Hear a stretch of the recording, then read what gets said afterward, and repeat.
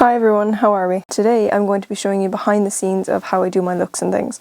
So I'm going to show you stuff like my camera setup, how I decide what TikToks to do, how I kind of set myself up to actually do the makeup. Okay, so the first thing in every TikTok and post and things, I'm always wearing like a black jumper or a black zip up. So I'm going to change into one of those because I find that when I'm doing makeup looks, I prefer to have something complete like a blank slate. So either a white or a black, but white gets destroyed so easily when you're working with things like water activated paint or cream paints. So I'm going to very quickly get changed and I will be back. Okay, how are we? I'm back. I'm in a black hoodie. So the next step is setting up my tripod and my other camera. Okay, I'm gonna go do that and I'll come back.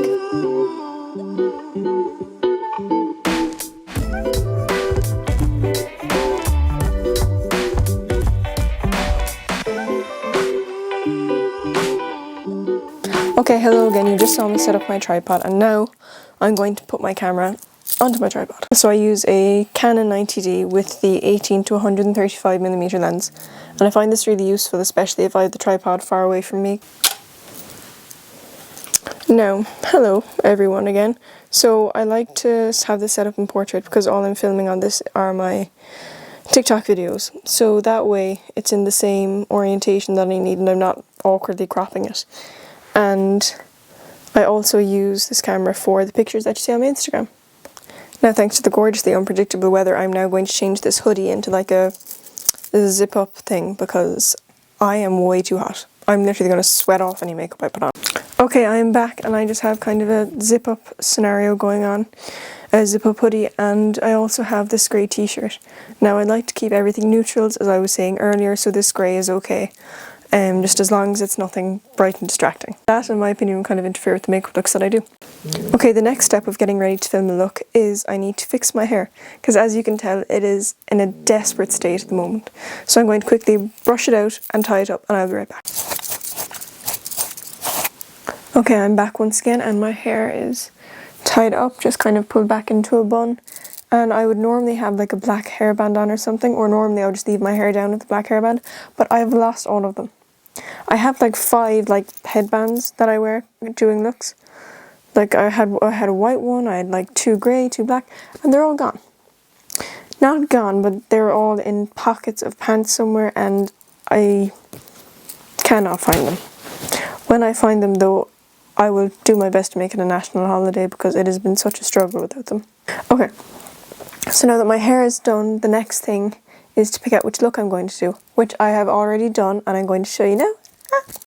Okay, so this is the look that I'm planning on doing, and how I decide is I draw out, basically what I did is I took a picture of my face one day and tried to make it kind of as balanced as possible so it was kind of symmetrical, and then I put it into Procreate and I drew kind of an outline over it of my features and like the shape of my face so I could get kind of a rough idea of how a look will turn out, especially because I kind of have, I don't think my eyes are completely hooded, but they are very close to it, so I needed to know how much lid space I actually have to show off. I'm going to be doing a kind of yellow greeny blue look today, and for this look I kind of took inspiration. I go onto Pinterest and a lot of the time I try to look at like nature. I get a lot of inspiration from nature, so like patterns on fish, so fish, beetles and bugs sometimes, even though I don't like them in real life, butterflies, but this one in particular is actually inspired by a marble. I can't remember which one, but I just remember it had these like kind of like waves of like blues and greens and yellows in it. That's why I decided to do that, and that is how I design my looks as well, as I use Procreate and I kind of mess around until I'm happy with what I see. But the next step before I do that look is to create some TikToks. So what I like to do is I like to have 2 to 3, sometimes 4, but I found that's a lot, of transition videos. So I'll film the start and then I'll film the end with the finished look.